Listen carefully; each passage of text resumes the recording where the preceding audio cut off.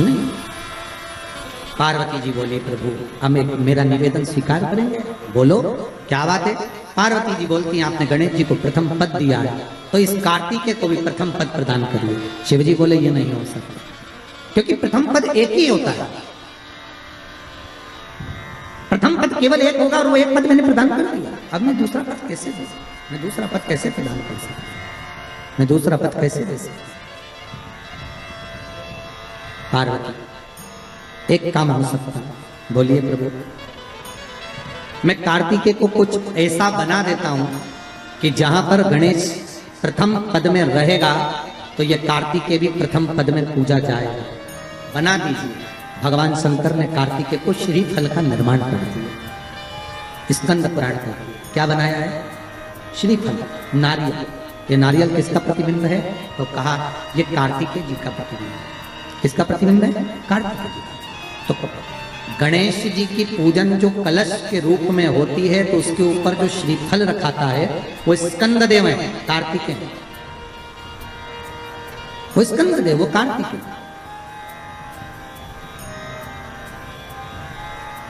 जो रखाया गया फल है वो कार्तिकेय का प्रतिबिंब है। अगर प्रथम में गणेश पूजाएगा तो ये कार्तिकेय पूजाएगा। इसलिए श्रीफल महाराज, श्रीफल कार्तिकेय का प्रतिबिंब है। सारी 33 कोटि देवताओं की सेना का सेनापति कार्तिकेय सारे ग्रहों को शांत करने के लिए, कार्य को सिद्ध करने के लिए, कार्य की सफलता के लिए, व्यक्ति की मनोकामना पूर्ण करने के लिए कलश के ऊपर क्या रखा जाता है? जम के बोलिए, नारियल, श्रीफल रखा जाता है जो कार्य की सफलता प्रदान करता है।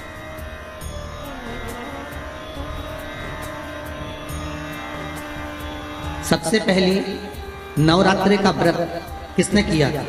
उत्तर दीजिए। सबसे पहला नवरात्रि का व्रत, नवरात्रि की उपासना सबसे पहले किसने करी थी? भगवान राम। अश्विन के नवरात्रि में भगवान राम ने 9 दिन तक कलश की स्थापना कर कर लंकाधिपति रावण को मारने के लिए मां जगत जननी की आराधना की। भगवान राम ने मां जगत जननी की आराधना, मां जगदम्बा की आराधना।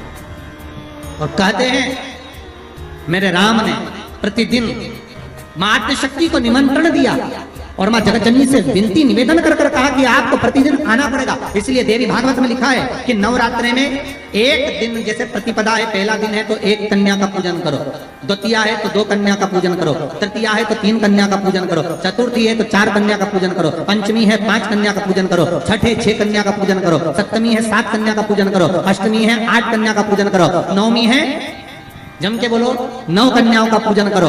और अगर इस तरह से आप पूजन नहीं कर सकते नवरात्रि में तो 9 कन्याओं का पूजन एक साथ या तो अष्टमी के दिन या नवमी के दिन कर दो, या मध्य में, बीच में भी आप कर सकते हो एक साथ। पर अगर आपकी कोई कामना है, आपकी कोई इच्छा है, मालूम पड़े, जैसे कई लोग कहते हैं कि हमारी इच्छा है, हमारी वो मकान नहीं बिक रहा, या हमारी वो जमीन नहीं खरीदी जा रही, या हमारी कोई कंपनी नहीं डल रही, या हमारे काम में ये अड़चन आ रही है, तो नवरात्रि में, 4 नवरात्रि में से किसी भी नवरात्रि में आप नियम बना लो कि एक कलश की स्थापना कर कर एक दिन में 1 कन्या का पूजन कर कर उसको भोजन कराना, लाल वस्त्र देना, लाल चंदन देना, दूसरे दिन में 2 कन्याओं का पूजन कर कर लाल वस्त्र ओढ़ाना, लाल चुनरी देना, तीसरे दिन में 3, चौथे दिन में 4, पांचवें दिन में 5, ऐसे 7, 9 दिन तक एक एक कन्याओं के क्रम को बढ़ाते बढ़ाते बढ़ाते बढ़ाते आप उस पूजन का विधान प्रबल कर सकते। आज किसी का फोन था सुबह, तो कोई कह रहे थे कि हमें गुरुजी से बात कराओ, तो समीर जी ने बताया कि फोन आया था और वो बोल रहे थे कि हमें नवरात्रि में अगर मान लो कोई साधना करना हो तो कौन सी साधना करना चाहिए, हम किसकी आराधना करें, हम 9 दिन तक किसकी साधना करें। तो अगर बन सके तो देवी भागवत में सबसे सुंदर साधना यही है कि हम एक दिन में 1 कन्या के चरण धोकर पूजन कर कर उस कन्या को भोजन कराकर उसका स्मरण करें। हाँ, ये जरूर है कि कोरोना महामारी चल रही है तो इस नवरात्रि में भले ना करें, पर आगे की नवरात्रि में जब नवरात्रि अच्छे रहे, कोरोना से मुक्त रहे, तब आप किसी कन्या को 1 दिन में 1, 2 दिन में 2, 3 दिन में 3, 4 दिन में 4, 5 दिन में 5, ऐसे नवरात्रि 4 बार जो नवरात्रि आती है किसी भी नवरात्रि में आप स्मरण कर उसका फल मिला, उसका फल होगा।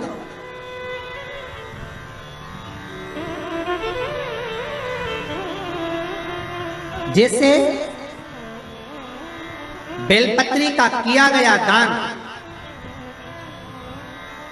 छिन्न नहीं माना जाए। किस चीज का दान? जम के बोलिए जरा। बेलपत्री। बेलपत्री का किया गया दान छिन्न दान नहीं है, समाप्ति नहीं होती। बेलपत्री अगर आपने कोई आपसे कहा जी जी तुम्हारे यहाँ बेलपत्री लगी है, जरा 8-10 दे दोगी क्या? बिल्कुल। और उससे कहो बेलपत्र तू मत तोड़, हम तोड़ कर देते, और अपने हाथ से बेलपत्र निकाल कर उसको दो दान। ये छिन्न दान नहीं है, ये समाप्त नहीं होता। ये बेलपत्र का दान अविरल दान बढ़ता है, सुख का भान। ये छिन्न होने वाला। एक बार आदि शक्ति मां जगत जननी जगदम्बा दुर्गा भवानी भगवान शंकर के पास जाती है और भगवान शिव से मां जगत जननी दुर्गा भवानी ने एक बात कही कि प्रभु सुनिए,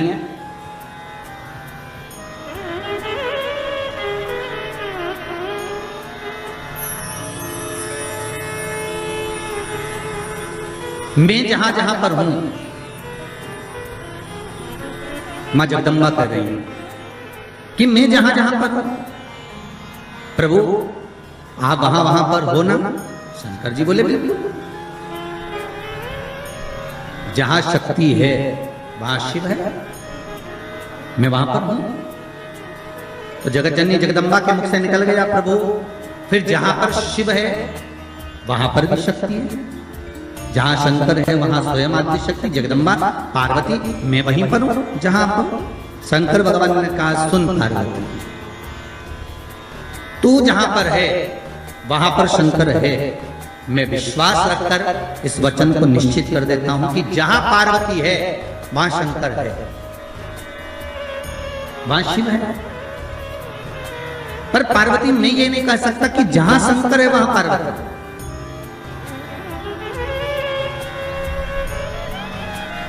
जहां पार्वती है वहां शिव है, ये पक्का है। जहां पार्वती है वहां शंकर है, ये निश्चित है, ये पक्का है। पर जहां शंकर स्वता है, जहां शिव है, वहां पार्वती हो, ये पक्का है। इसको मैं निश्चित नहीं कर सकता, इसको मैं पक्का नहीं कर सकता।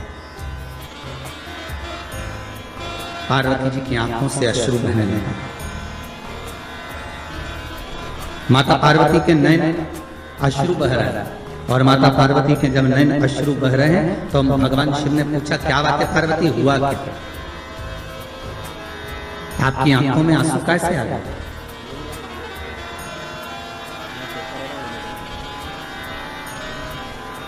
ये अश्रु क्यों आ रहा है, किस लिए?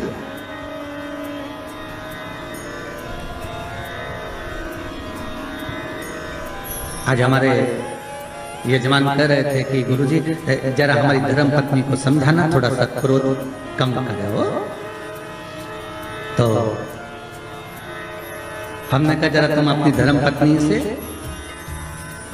बात करवाइए। तो उन्होंने अपनी धर्म पत्नी से बात कराई, तो उनको देखकर लगा कि क्रोध तो करती होंगी, पर यह भी पक्का है कि इनका स्नेह पति के प्रति ज्यादा ही होगा। क्योंकि शिव महापुराण की कथा कहती है कि पार्वती ने शंकर भगवान से 2 वर मांगे थे काशी की भूमि में। पार्वती जी ने शंकर भगवान से 2 वर मांगे थे। पहला वर माता पार्वती ने शिव जी से मांगा था कि पहला वर दीजिए जिस पति पत्नी में झगड़ा हो उसमें प्रेम बहुत बढ़े। तो शंकर भगवान ने कहा तथास्तु। तो उसका एक असर तो आज दिख गया। ठीक है, मतलब जब बात समझ आ जाए तो समझ लो कि मतलब शिव जी ने जो वर दिया था वो गलत नहीं है, कि जहां पर प्रेम बहुत हो, पार्वती जी कर रही है कि ऐसा वर दो जहां प्रेम, जहां झगड़ा होगा वहां प्रेम जरूर होगा। तो वहां प्रेम बना हुआ है, वहां इसने बना हुआ है।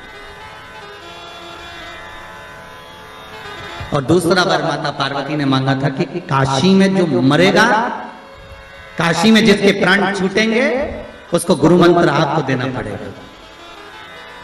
इसलिए भारत की भूमि के सबसे ज्यादा मुर्दे, भारत की भूमि के सबसे ज्यादा शव अगर कहीं जलते हैं तो वो काशी में जलते हैं।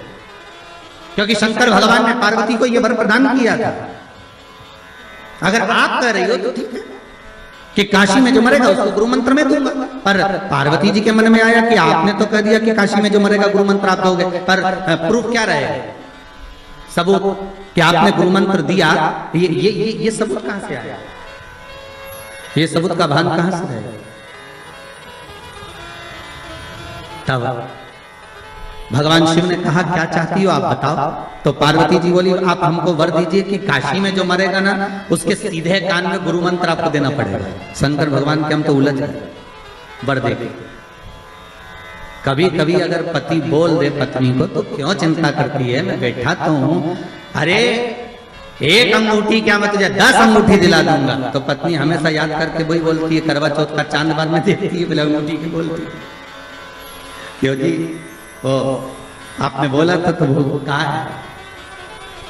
अब पार्वती मैया तो मौन। शिव जी ने पूछा पार्वती तू चुप क्यों गई। पार्वती जी बोली मेरा दूसरा वर कि काशी में जो मरेगा उसको गुरु मंत्र आपको देना पड़ेगा। तो वो गुरु मंत्र कब दोगे। शंकर भगवान ने कहा ऐसा कोई होता है कि संसार को, मानव को, ये मनुष्य को और गुरु मंत्र में, इस संसार के मानव को गुरु मंत्र में प्रदान करो, ये हो सकता है क्या। नहीं नहीं नहीं, मंत्र तो आपको देना ही पड़ेगा, मंत्र तो आपको देना ही, ठीक है। पर पार्वती संसार के लोगों को अगर मैं गुरु मंत्र दूंगा तो उसमें श्रेष्ठता रहेगी क्या। पार्वती जी बोली क्यों नहीं रहेगी, आप तो मंत्र दीजिए बस।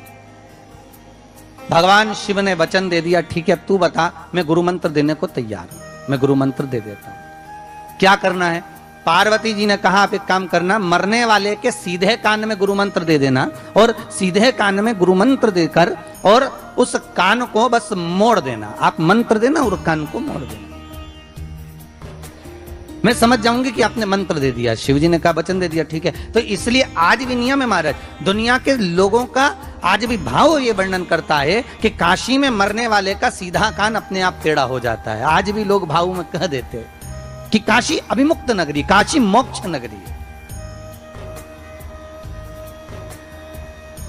और कितने किस्मत वाले हो भाई आप लोग, हो पंडितारा वालों, आपके यहां से तो काशी लगभग कितना होगा 130 किलोमीटर के लगभग होना चाहिए, 130 किलोमीटर। कितने भाग्यशाली हो।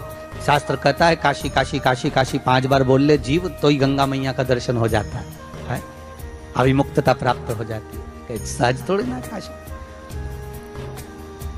तो पार्वती जी की आंख में आज अश्रु देखे। जब पार्वती जी की आंख में अश्रु देखे तो शिव जी ने पूछा बात क्या है, तुम बोलो आज पार्वती क्या हो क्या गया। पार्वती जी बोली बस बात इतनी सी है कि आप बोल रहे हो, मैंने कहा कि जहां मैं हूं वहां शंकर है, बिल्कुल पक्का, पर आप कह रहे हो जहां शंकर है वहां पार्वती नहीं है।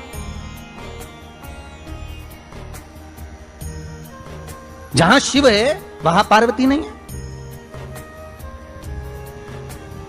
आखिर क्यों, किस लिए। शंकर भगवान कहते हैं ओगढ़दानी त्रिकालदर्शी कैलाशी मेरा शंभु, मेरा शंकर, मेरा ओगढ़दानी, मेरा भूतेश्वर, मेरा भूतनाथ, मेरा त्रिकालदर्शी, मेरा महामृत्युंजय कह रहे हैं। हरि पार्वती तू जानती नहीं है, तू मुझे पहचानती नहीं। कुछ स्थान ऐसे हैं पार्वती जहां पर मुझे तेरे बिना भी रहना पड़ता।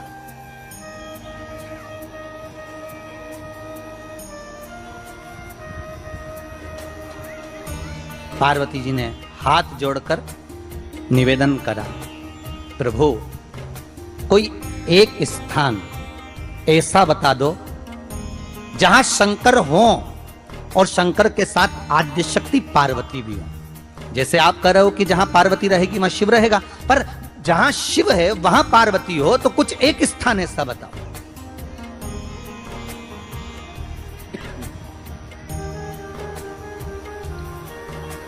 वो स्थान हमको दे दीजिए। शंकर भगवान ने कहा वो स्थान है कुंभ, कलश। कौन सा स्थान, जम के बोलिए। कलश, कलश देखा है आप लोगों ने, कुंभ कलश।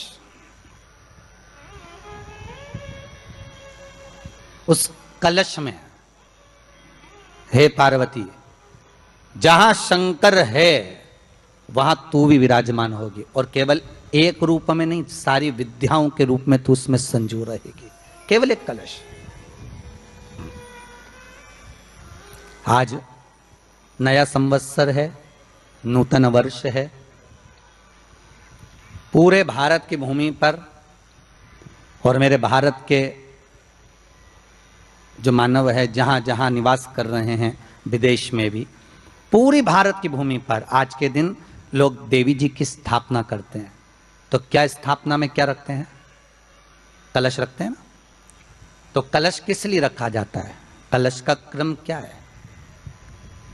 अपन ने अभी तक कथाओं में बहुत सुना, शिव महापुराण में, कि दिए का महत्व क्या है। अपन ने सुना दही का महत्व क्या है, जल का महत्व क्या है। पूरी शिव महापुराण में अपन ने अलग अलग महत्व को जाना है।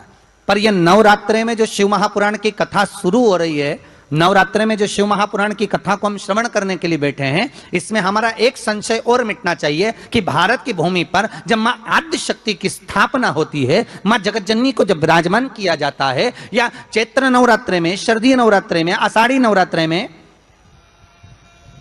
आदिकादिक पौष नवरात्रे में हम शंकर की, हम जगतजननी जगदम्बा की जब स्थापना करते हैं, या हम नूतन घर का प्रवेश करते हैं, या गणेश जी की स्थापना करते हैं, या कोई दुकान को प्रवेश करते हैं, या कोई शुभ कार्य करने के लिए अग्रण्य होते हैं, तो हम कलश की स्थापना क्यों करते हैं? आज शिव महापुराण में शुरुआत में अपन शिव और पार्वती की यही संवाद को लेकर चलते हैं।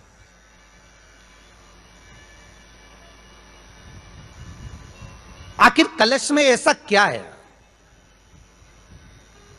कलश के अंदर आखिर ऐसा क्या विराजमान है कि 33 कोटि देवता उस कलश के अंदर आकर बैठ जाते हैं? महाराज,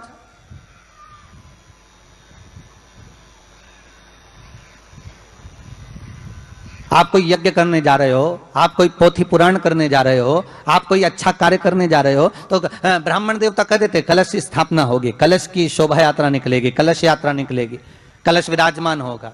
और आज हर की पौड़ी पर, प्रयागराज में, या उज्जैनी में, नासिक में जो बड़े बड़े कुंभ के मेले होते, कुंभ का मतलब भी तो कलश से होता है। उसकी महत्वता क्यों है? उस कुंभ की, उस घड़े की महत्वता कहां से प्रकट हो गई? शिव महापुराण की कथा कहती है महाराज, भगवान औघड़दानी शंकर स्वयं आद्य शक्ति जगदम्बा से कहते हैं कि जगदम्बा तू क्या चाहती है बोल। तो जगतजननी जगदम्बा कहती है कि जहां मैं हूं वहां शंकर है। यह आपने कह दिया, पर जहां शंकर है वहां पार्वती का होना जरूरी है। उसके लिए सिद्ध करने के लिए एक स्थान ऐसा बनाया जाए जहां पर शंकर विराजमान है और शंकर के साथ पार्वती विराजमान है। तो शिव जी ने कहा, पार्वती उसके लिए मैं तुझे एक सुंदर कलश का निर्माण कर देता हूं। दुनिया का रचनाकार, दुनिया की रचना करने वाले महाराज, संपूर्ण ब्रह्मांड की रचना करने वाले, जिनको भगवान शिव ने स्वयं ब्रह्मदेव से कहा है कि ब्रह्मा जी तुम सृष्टि खंड को आगे बढ़ाइए, सृष्टि की रचना करिए। और आज ही के दिन, यही चैत्रीय प्रतिपदा के दिन, यही इसको कहते हैं नया संवत्सर, नया वर्ष। हिंदू धर्म में क्यों कहा जाता है? आज ही के दिन ब्रह्मा जी ने महाराज सृष्टि की रचना करना प्रारंभ करा था। आज ही के दिन भगवान शिव और ब्रह्मा का संवाद हुआ था। सीधे भगवान शंकर ब्रह्मदेव के पास जाकर बोले थे, हे ब्रह्मदेव आप सृष्टि की रचना करिए। तो ब्रह्मा जी ने पूछा था, सारे नक्षत्र आपने बनाए, सारे दिन आपने बनाए, सारी घड़ियां आपने बनाई, सारा पल आपने बनाया, मनुष्य की श्वास गिनती, काउंटिंग, अर्थात मनुष्य के शरीर की रोमावली, ये सब आपने निश्चित करी है। मनुष्य की कितनी धड़कन चलेगी, कितनी श्वास चलेगी, 21,600 श्वास जो मानव के शरीर से प्रतिदिन निकल रही है, 3.5 करोड़ रोम छिद्र जो मनुष्य के शरीर में बने हुए हैं, ये संपूर्ण बनाने वाले आप हो। एक एक घड़ी, एक एक पल, एक एक नक्षत्र, एक एक समय बनाने वाले आप हो। हर श्वास को बनाने वाले आप हो। तो आपसे मुझे कहना है कि एक निर्माणकर्ता ब्रह्मदेव, आप ब्रह्मा जी कर रहे हैं, तो एक काम करो ना कि सृष्टि की रचना भी आप करो। भगवान ब्रह्मा ने शिव जी से कहा कि सृष्टि की रचना आप करिए।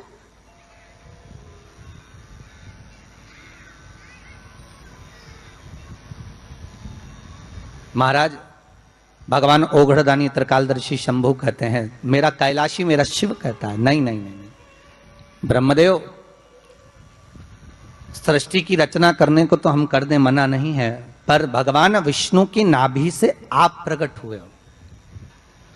भगवान शेषनाग की सैया पर शयन कर रहे हैं, और भगवान जब शेषनाग की सैया पर शयन कर रहे हैं, उस शेषनाग की सैया से सोते हुए भगवान ने अपने नाभि कोश से आपको प्रकट करा है कमल के पुष्प के ऊपर। और आप भगवान की अंतः नाभि में, ब्रह्मदेव ना जाने हजारों वर्ष तक आप नाभि में प्रवेश करते गए, हजारों वर्ष तक आप नाभि के अंदर जाकर साधना करते रहे, और साधना करने के बाद भी आपको यह पता ना चल पाया कि आपका प्रागट्य बिंदु क्या रहा। ब्रह्मदेव, सृष्टि की रचना आप करिए।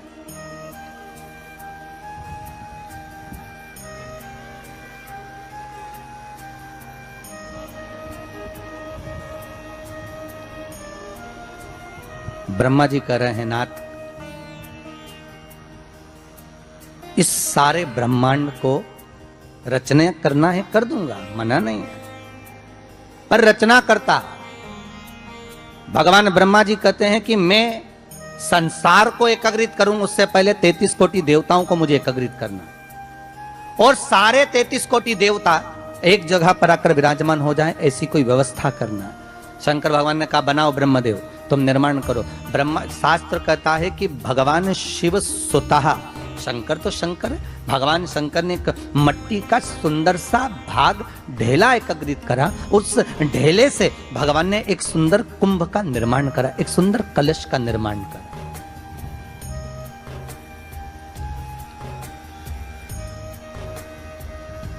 देखिए कितनी सुंदर कथा है। अगर आप लिंग पुराण में इस कथा को निकालोगे तो एक आनंद की अनुभूति और होगी। अगर किसी के मन में संशय हो कि यह कथा कहां से ली गई है, तो लिंग पुराण में से आप इसको निकालिए। उसमें वर्णन किया गया कि सफेद मट्टी का शिवलिंग, लाल मट्टी का शिवलिंग, पीली मट्टी का शिवलिंग, काली मट्टी का शिवलिंग, उस शिवलिंग के निर्माण के पहले जब भगवान का पूजन करने के लिए पात्र की जरूरत पड़ी, तो उस पात्र का निर्माण किसने करवाया था?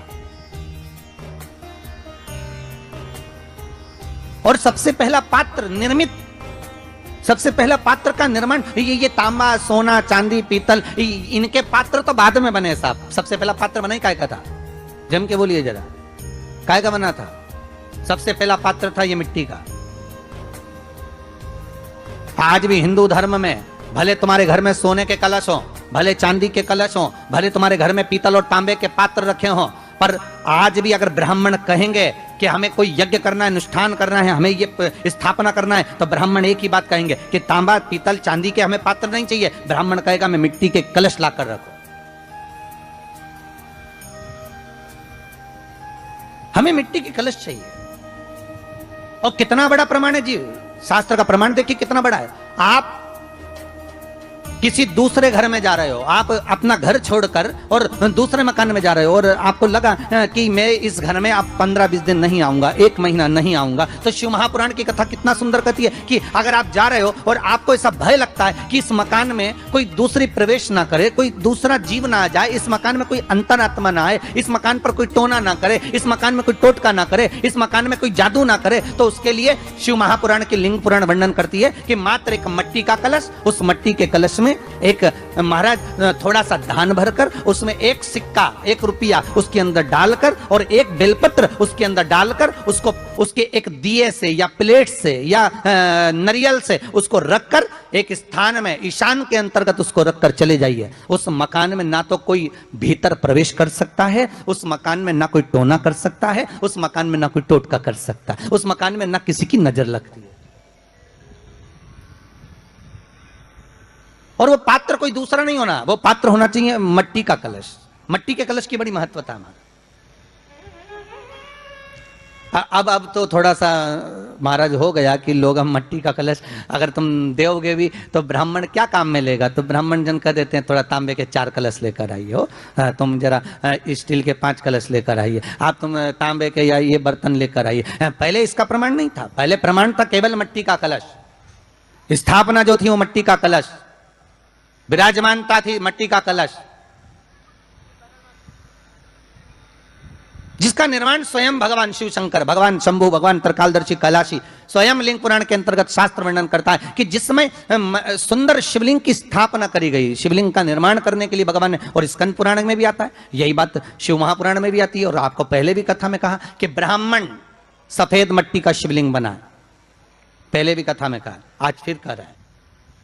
क्षत्रिय लाल मट्टी का शिवलिंग बना है, वैश्य पीली मट्टी का शिवलिंग बना है, शूद्र काली मिट्टी का शिवलिंग का निर्माण।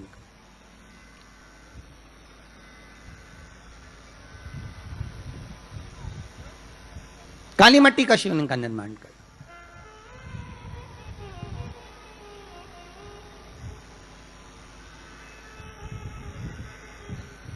एक बहुत अच्छी बात कहें, अगर आप लोगों को अच्छा लगे तो अपनी जिंदगी में उतारना, ना अच्छा लगे तो उसको छोड़ देना, ठीक है। जितने लोग भी कथा सुन रहे हो बहुत ध्यान देना। ये जो पानी पीने का जो मटका होता है ना, जिसको हमारे यहाँ कलश कहा जाता है, हंडा कहा जाता है, जिसको हमारे यहाँ परिंडा कहा जाता है, मटका कहा जाता है, तो पहले जो मटका चलता था वो लाल कलर का चलता था, ठीक है। उस पर कलाकृति करते थे लोग, उस पर डिजाइन करते थे। आपके यहाँ भी होगा, जितने लोग कथा सुन रहे हो ना, आपके यहाँ भी मटका होगा, लाल कलर का चलता था। अभी अभी जो मटका चल रहा है ना, उसका कलर चेंज कर दिया गया। कौन सा कलर का हो गया? वो काले कलर का बेचने लगे। तो वो बेचने वाला क्या कहता है कि साहब ये सफेद, ये लाल जो मटका है ना, इस मटके से मजबूत अगर कोई मटका है तो वो काला है। बोलो सही है कि गलत है? अरे बोलो तो सही है ना। आप कभी जाओगे बाजार तो कह देगा, कुमार भी कह देगा, ये जो मटका है ना लाल वाला, इस लाल वाले मटके से मजबूत ये काला वाला मटका है, ये काला मटका है। और महाराज इससे पानी ज्यादा ठंडा ये कर देगा। पर शिव महापुराण की कथा, लिंग पुराण की कथा कहती है, और अगर आपने बैसाख मास की कथा को श्रवण कराओ, बैसाख की एक कथा होती है, उसको अगर आपने श्रवण कराओ तो उसमें वर्णन आता है कि घर के अंदर जहां पर आप पानी पीते हो, जिस स्थान पर अन्नपूर्णा निवास करती है, जिस स्थान पर अन्नपूर्णा का वासा होता है, रसोई घर में जहां पर भोजन बनता है, उस स्थान पर काला मटका नहीं रखा जाता। काला हंडा, काला मटका उस स्थान पर नहीं रखते। पर आज फैशन के हिसाब से, अरे साहब वो ये मटका थोड़ा कम ठंडा पानी देगा तो ये मटका ज्यादा ठंडा पानी देगा, तो उसको काले मटके को रखें। पर हमारा शास्त्र कहता है काला मटका लोग रखते कहां थे? पहले जो शास्त्र रीति थी, उस काले मटके को रखते थे जब मकान बनता था, जब प्रॉपर्टी बनती थी, जब जमीन बनती थी, जब जायदाद बनती थी, संपदा बनती थी, तो उस स्थान पर उस काले मटके को केवल नजरोटे के लिए, केवल हाय के लिए, केवल नजर के लिए रखा जाता था। उसको लोग लेना पसंद नहीं करते। पर आज के व्यक्ति को अगर कह दिया जाए कि ये दो मटके रखे हैं साहब, लाल भी है और काला भी है, तो कौन सा पसंद करेगा? वो काला वाला ही दे दीजिए साहब, ये पानी ज्यादा ठंडा करेगा, उसकी श्रेष्ठता रहेगी। नहीं, शिव पुराण कर रहे हैं, भगवान कुंभ का निर्माण कर रहे हैं, भगवान कलश का निर्माण कर रहे हैं, और भगवान स्वयं ब्रह्मदेव कर रहे हैं कि आप ऐसा निर्माण कर दो जिसमें 33 कोटि देवता स्वतः विराजमान हो जाए। तो भगवान ने उस कलश का निर्माण कर दिया। अब कलश का निर्माण करा तो स्वयं भगवान ब्रह्मदेव बोले, प्रभु इस कलश के अंदर मेरा स्थान कहां है? मेरा स्थान कहां है?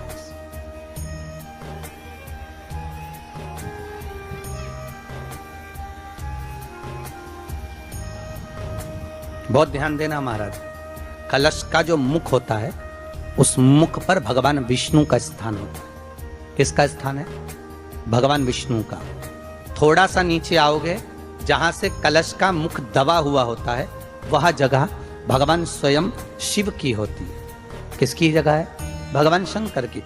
कलश का अग्रभाग, नीचे का भाग जहां से फैला हुआ होता है, वहां ब्रह्मा का आधिपत्य स्थापित होता है। फिर कलश का जो नीचे का भाग होता है, वो भगवान शिव और शक्ति का स्थान होता है। कलश के बाहरी भाग में, जहां पर बाहर का हिस्सा होता है, उस कलश के बाहरी भाग में 33 कोटि देवताओं को भगवान शंकर ने लाकर विराजमान किया होता है। महाराज भगवान शंकर 33 कोटि देवताओं को निमंत्रण देकर उस कलश में विराजमान कर दिया।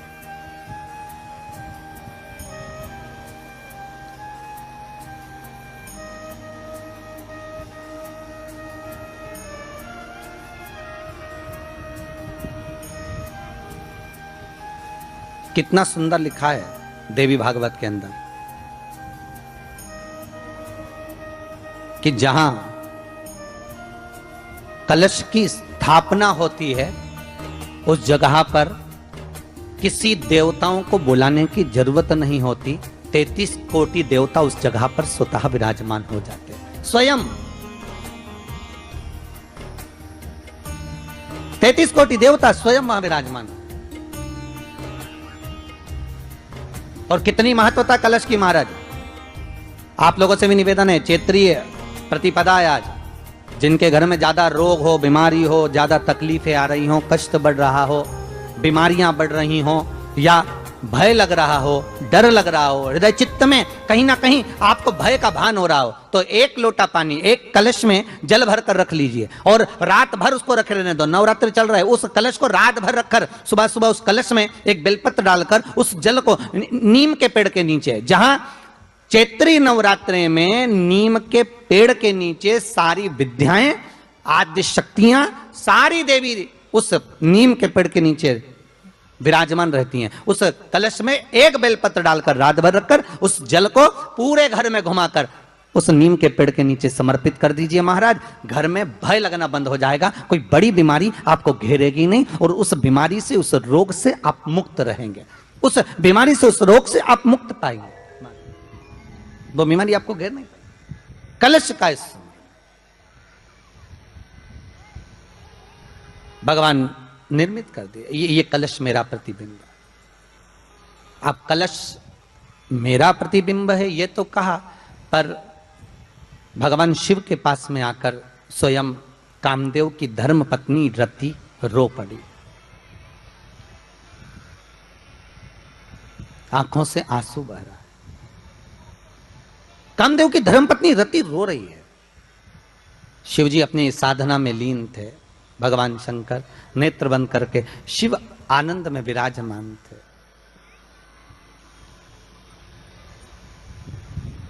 नेत्र बंद बाबा।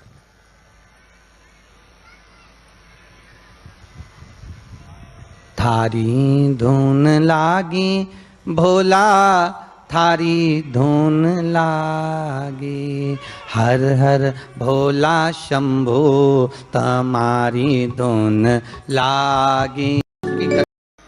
11 आम के जो पत्ते जिस डाली में लगे होते हैं, वो डाली कोमल सी डाली, 11 टुकड़े महाराज एक कच्चे सूत से लपेटकर 11 बार, उसका भाग जब उसको लपेट लोगे इस तरह से इकट्ठा करके, आगे का जो भाग है 11 बार कच्चा सूत लपेटने के बाद जो भाग पीछे का आगे का कोई भी हो, उसको शहद में डुबाकर शिव जी को समर्पित कर दो। किस जगह पर रखना है?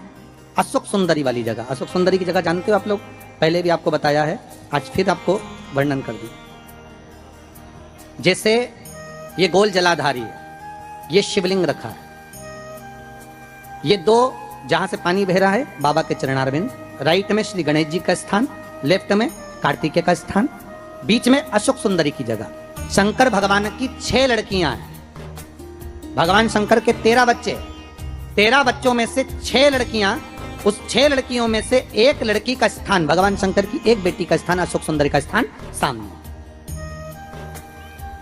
पद्म पुराण में स्पष्ट किया। ये स्थान अशोक सुंदरी का। शंकर भगवान की जलाधारी में पार्वती जी का हस्तकमल, ऊपर से जो एक एक बूंद पानी गिरता है, ये शंकर भगवान की 5 लड़कियों का स्थान है। जया, विषहरा, सामरी बारी, दौतली और देव। शंकर भगवान की 5 लड़कियां भगवान शंकर के मस्तक पे जल की धार गिरा रही हैं।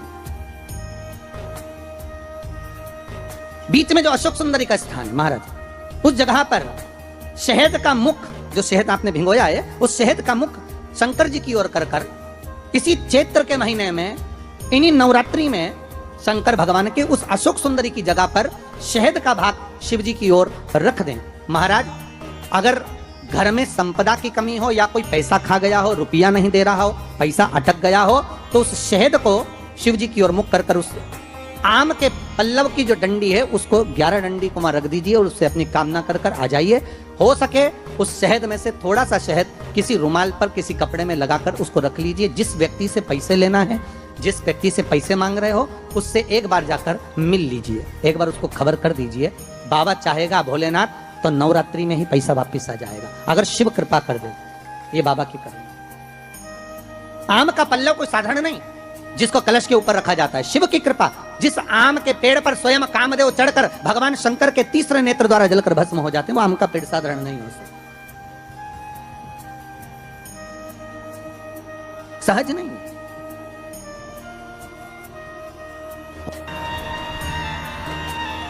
पार्वती जी ने कहा ये आपने श्रेष्ठ नहीं।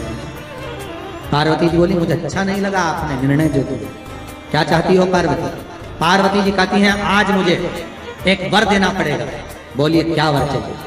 भोलेनाथ मुझे वर ये चाहिए कि आज के बाद आपकी कोई परिक्रमा ही ना हो। मुझे वर दे दो कि शंकर की परिक्रमा कभी नहीं होगी।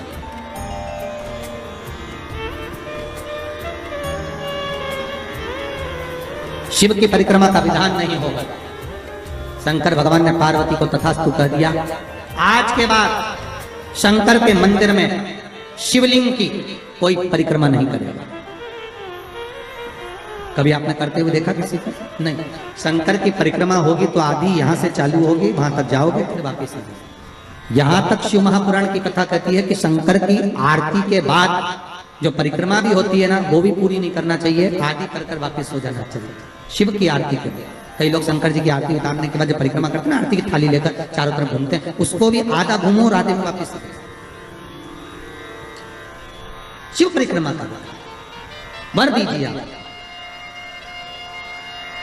आप वर प्रदान करो, हमें वर दे दीजिए। पार्वती मैं तुझे वर देता हूं, शिव की परिक्रमा आप कोई नहीं करे,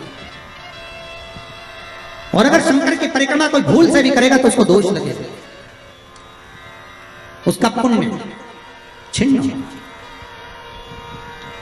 इसलिए शंकर की परिक्रमा लोग नहीं करते क्योंकि उनने जो दान करा, पुण्य करा, सत्कर्म करा, भजन करा, कीर्तन करा, उसका पुण्य धीरे धीरे धीरे धीरे समाप्त होते चले जाता है, उस पुण्य की छिन्नता होती चली जाती। नहीं, पार्वती